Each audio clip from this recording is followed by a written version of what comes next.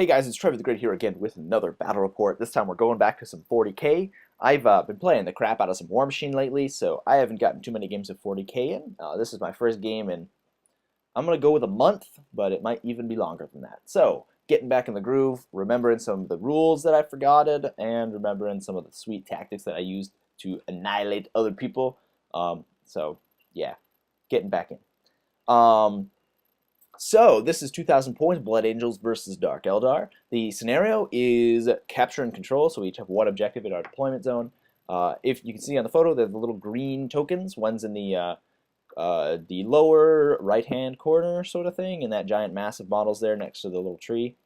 The other one is at the top, basically top of the middle of the photo. It's the upper right-hand side of the table. That's my opponent's objective. It actually slid forward a little bit off the hill, so it should be about 3 inches back. But yeah, so deployments, pitch battle, 12 inches up, pretty standard, and 2,000 points. So my list is a pretty stock standard Blood Angels list that I've been running pretty much every game. It is Mephiston, the Lord of Death himself, leading the whole thing, supported by 3 sanguinary priests with jump packs that go in 3 assault squads, 10-man assault squads with melta-gun, flamer, and power weapon. 2 units of tactical marines with flamer, missile launcher, rhino. Rhinos have additional storm bolters because additional storm bolters are awesome. And to top it all off, 2 units of 5 devastators with missile launchers, and 1 unit of 6 scouts with camo cloaks and another missile launcher. Running 11 missile launchers in the army is not enough. I need more. Not really. Well, depends on who I'm fighting. My opponent's list is pretty cool. He's got a really crazy list, lots of shenanigans going on. He's got 2 homunculi with webway portals, so obviously shenanigans, webway portals, awesome. They are hiding in 2 units of 5 harlequins. The harlequins have the Shadow Seer with the Veil of Tears, which allows them to be very safe from shooting, so that is why the homunculi hide in there. He's got a unit of, I think, 20 witches with a bunch of shard nets and an agonizer. They're just on foot. They're going to come in through a webway portal. 2 units of Cabalite warriors, 10 Cabalite warriors with raiders, and I think the raiders have splinter racks. A unit of 3 racks in a venom with some extra splinter cannons, and the unit of 10 Hellions with the Hellion special character, whose name I forgot. I think it's Baron Sithonix, but I'm not sure. They all sound so weird and the same. And also, he has, let's see if I can remember, 2 units of 6 Reaver jet bikes, and a big unit of beasts, 4 Beastmasters, 5 Razorwing flocks, 5 Chimerae. So, very big, scary unit of beasts that's going to come up and eat some Space Marine face. So, very cool. My opponents opted to just deploy the Harlequins with the homunculi. Obviously, the homunculi have webway portals, so they're going to try to move up as fast as possible, get those portals down, and then start moving Dark Eldar from the center of the board and assaulting as soon as they come out. So, very scary prospect for me. I got to keep back from those homunculi until either the webway portals are down and I know where the stuff is going, or I just kill them, which is a possibility. So, oh, my opponent also has a Talos Pain Engine. Didn't really come into play in the game too much, so I sort of forgot about it, but yeah. So obviously, Dark Eldar, this army is a very powerful army. Any army that can keep your opponent guessing is great. The amount of tactical flexibility that you have if you have webway portals, because you can either bring them in the webway portals or from the edge of the board. You can pretty much take on anything, within that 24-inch zone, and then you have almost an 18-inch threat range from the webway portal itself with your normal infantry. So very, very powerful, and we'll see how it goes. So this is a bit of a fuzzy picture. It's the game after the end of round 1. Not a lot happened, just a lot of repositioning. I didn't really talk about deployment earlier, but basically what my opponent's done, as I said before, is deploy just the Homunculus and the Harlequins. The Harlequins are very hard to deal with in the first couple of rounds of the game, just because they have that Veil of Tears, which is like advanced night fight stealth thingamajig, so it makes it very difficult to shoot them. I would have been able easily to wipe them off the board if he didn't have that, so that is where the Homunculi are hiding in those units. It might sound a little weird, but it's pretty legit. So he's deployed those units pretty much in the center of the board. Moved up and put a web portal down with one of the homunculi on the right-hand side. The one on the left-hand side decided not to. I guess it was too far out to be able to accomplish anything. The way I deployed this game was I deployed my big fire base was the 2 units of Devastators and the 2 a combat squad and the tactical squad. So the 2 combat squads with the missile launchers were in that little ruin with the trees and my objective in it.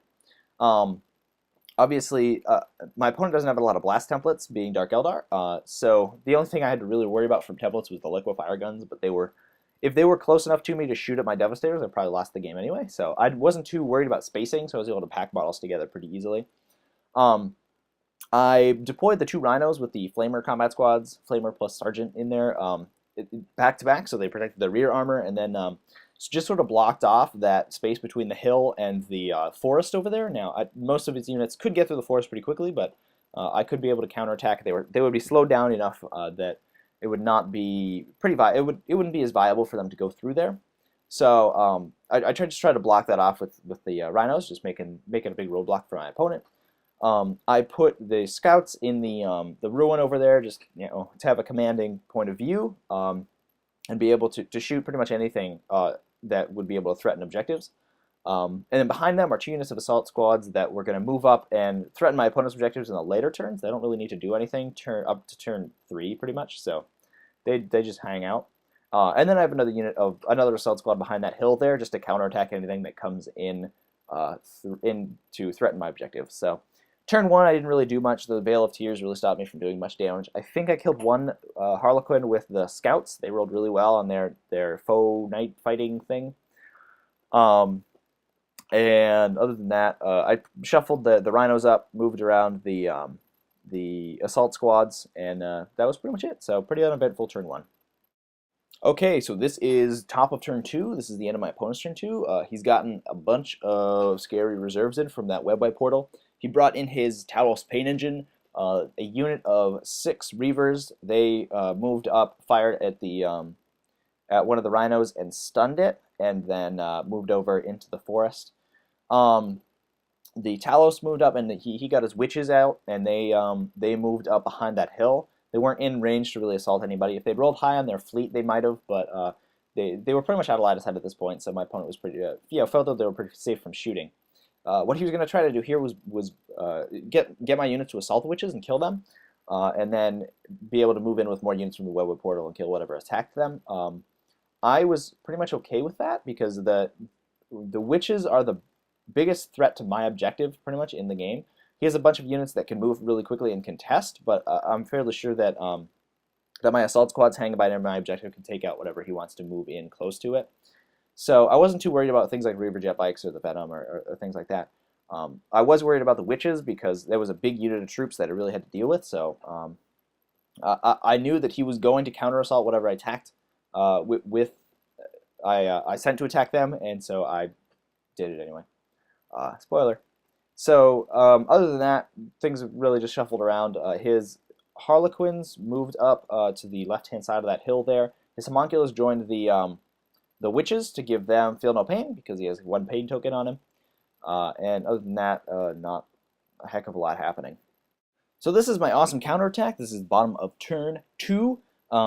As you can see, basically the assault squad over there, the tactical squad have moved up. The rhino, the unstunned rhino, turned around to unload the tactical squad at the witches. That tactical squad was the only unit that rolled Red Thirst this game, so they actually did have Furious Charge.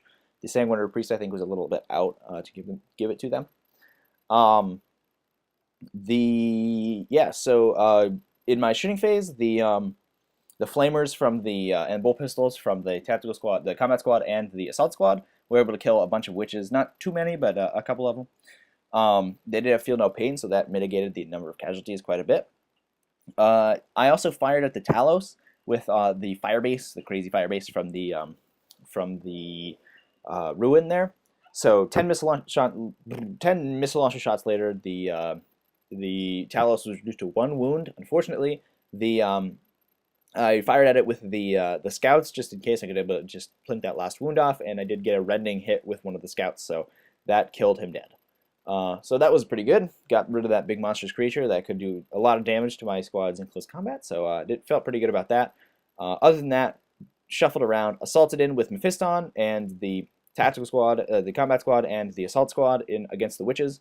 I rolled pretty well for my attacks. I killed, I think, 7 witches in total, and then I made a bunch of saves back. I only took 1 wounded one Mephiston from the Agonizer. I was able to make all my saves and all the other models, so the witches ended up breaking, and I believe Mephiston ran them down because his initiative is higher than theirs, so he was able to catch them and kill them and wipe out that big unit. But I am open for a counterattack, and I knew that was coming, so hopefully it will have been worth it. Okay, so top of turn 3, this is the Dark Eldar's counterattack. So with a raucous battle cry, the Hellions charged through the portal, charged right into the Assault Marines. The Harlequins moved up and attacked the combat squad there. My opponent also got in a Raider and his Venom in from reserves, as well as a second unit of Reaver jet bikes. So lots of units coming in from reserves. What happened in this turn was that he was able to fire at the stunned, the Rhino that was previously stunned with the jet bikes. They were able to destroy it, so it exploded.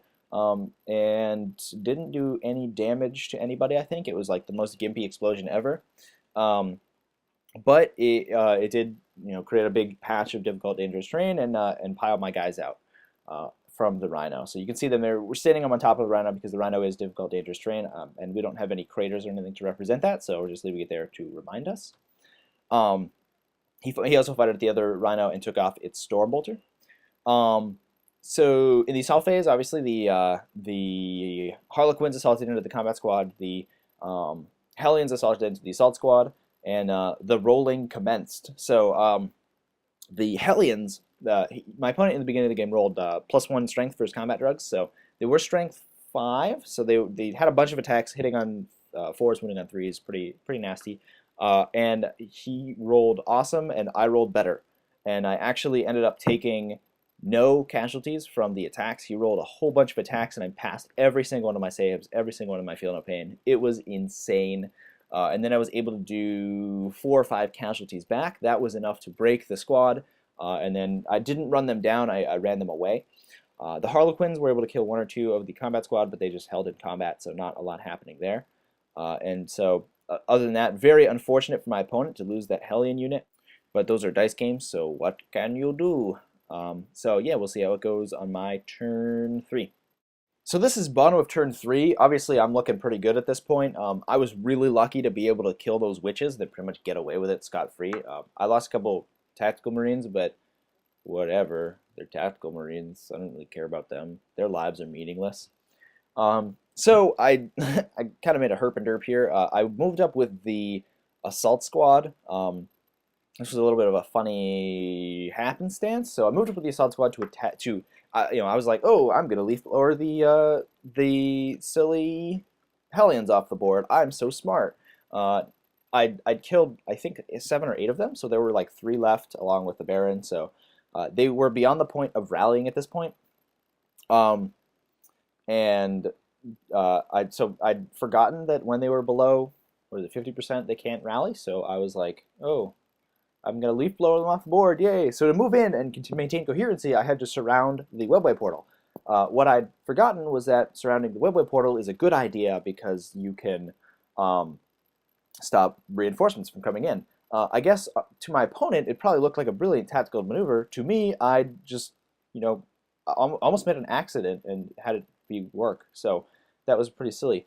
So I did end up firing with the assault squad, moved up, fired at the Hellions. I killed a bunch of them, and they continued to run. I was hoping I'd just run them off the board.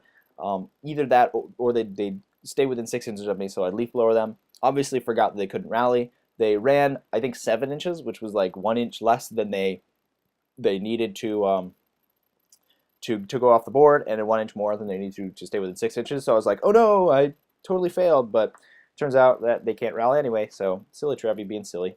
This is what you get for not playing 40k in like a month. Other than that, I basically shuffled a bunch of things around, moved the Rhino up behind the wrecked Rhino, moved the tactical squad up to fire at the Reaver jet bikes, moved Mephiston up. He teleported over to the Reaver jet bikes. My Mephiston teleports, by the way. He doesn't fly with wings. No, he's way too cool for that. He moved up to kill some more Reaver jet bikes. He ended up assaulting one of the units and wiping it out. The shooting was able to kill all but one of the other units, so pretty much took care of them once and for all. I moved up my assault squads so that they could start putting pressure on my opponent's objective because it is turn 3. The game's possibly got 2 turns left, so I do need to get close and start being able to take that. Other than that, looking like a pretty good turn for the Blood Angels. So here's my opponent's turn 4. More things have happened. What's gone on over here is the Beastmaster squad obviously has moved on. They came on and assaulted the assault squad that was there and just wiped them out pretty easily. That's too many attacks for the assault squad to really withstand. But that was okay. They did their job, and I wasn't really surprised about that. The Homunculus moved into assault, but I didn't join the Beastmaster unit, I guess, which I thought was kind of strange. But so he was just sort of sitting out in the middle of nowhere, being like, "Yay!" The Harlequins on the other side, on the left-hand side, moved up to attack Mephiston. Mephiston was like, "Oh, I will fight you," and they assaulted him, and he goes, "Unleash rage," and then he killed himself with Powers of the Warp. So this is Mephiston's big weakness, is that no invulnerable save. So if he fails at Powers of the Warp, he's automatically taking those wounds, which is a pretty big weakness. He'd already taken a bunch of wounds earlier from shooting and from the close combat with the witches. Those agonizers really hurt him, so he was down to 1 wound, and he killed himself. I guess he had a bad life. Just needed it to end. My opponent also got in his second raider with his Cabalite warriors. That turbo boosted in on the flank, and yeah, that's pretty much all she wrote. I believe he did end up wiping out the combat squad in the center there, but that with the Harlequins, but that was also had that coming. So we will go on to my turn 4. So my turn 4 is pretty much a big mop-up operation. Not a lot of actual fighting going on. I really didn't want to get into combat with any of the Eldar troops, especially that Beastmaster squad. The only troops my opponent has on the board are the Raiders and the Racks. I did end up killing the Venom in, I think, the previous turn. I forgot to mention that. So the Venom was out of action. The Racks piled out. We're just moving on foot. Which is too bad because they are only infantry. They're pretty slow. So what I needed to do this turn was basically just kill my opponent's transports. He didn't put them close enough to his objectives to really put pressure on them, and I was pretty confident in my ability to hold those objectives with the 2 assault squads. I deployed one in the center, in front of the other one, so he was going to be able to. He might have gotten range on the first one. Most of the squad was in the ruins, so he would have to take his difficult terrain chest, and then if he did get in. And even if he did successfully wipe out that squad, the other squad could assault in and do a bunch of damage. So I was feeling pretty good about it. So I focused fire from the missile launchers onto the 2 raiders. I rolled very well and ended up killing both of them. They are only Arbor 10 open top, so it was pretty easy. But they were both pretty heavily in cover and very difficult to deal with. So the tactical squad in the forest there was able to wipe out the Harlequins, I think, as well. Yeah, they moved in and assaulted the Harlequins and were able to roll pretty well and just kill them. They lost 1 member earlier to difficult terrain, so they're down to 4, but they were able to do it with shooting and close combat. And then a couple Stormbolter shots and some stray missiles hit the Racks and the Homunculus and wiped them out as well. Okay, so this is bottom of turn 5. Very blurry picture. I'm really sorry about that, guys. So basically, my opponent's moved up closer with his beasts and his Harlequins. I moved up my Rhino. If he was able to get in range of the objective, I could contest it with the Rhino. I could contest it with the assault squads. I was controlling it with the assault squads at this point, and basically I just fired everything I could into the Beastmaster unit, tried to kill them. I believe I wiped out the Chimerae and the Beastmasters, but the Razorwing Flocks had so many wounds that they were able to keep going. And other than that, not a heck of a lot going on. We did roll to see if the game continued after this turn, and we rolled a 2. The game ended. So obviously, Blood Angels in control of both objectives. That was a Blood Angels win for this one. So this is just a picture of my awesome fire base of Doom with all the missile launchers and everything. As I talk about the game, so obviously it was a very good game. A lot of tactical things I had to think about, but it really came down to dice rolls for this one. My opponent failing with the Hellions to basically do anything to the assault squad was a huge blow. those Hellions really get hurt for not having any power weapons, and they don't ignore those Feel No Pain or those armor saves. They do have a high strength and a lot of attacks, but just without that extra oomph, they really can't get the job done too easily, and I did roll very well that round. So being able to move up with that assault squad with pretty much impunity and just basically annihilate two of his biggest units was pretty debilitating to my opponent's army. So again, it's a dice game that stuff happens. It doesn't really make me feel any better. So didn't feel as great as I could have been about this victory. You know, when it comes down to dice like that, it's not always as fun. But there you go. That's 40K. So obviously, great game to my opponent. It's fun to have two painted armies on the table, almost painted. My opponent's got a couple units left. He's got some great conversions in his army. His beasts are all conversions, and his harlequins are all conversions. I'll try to get some pictures of those at some point in the future. That'd be great. So I hope you guys all enjoy this battle report. As I said before, I'm doing a lot of War Machine lately, so I got some War Machine Batreps for you guys to enjoy. But I hope you enjoy this one. If you want more, check out my channel and Trevy'sPaintingTable.com. Peace out, bro.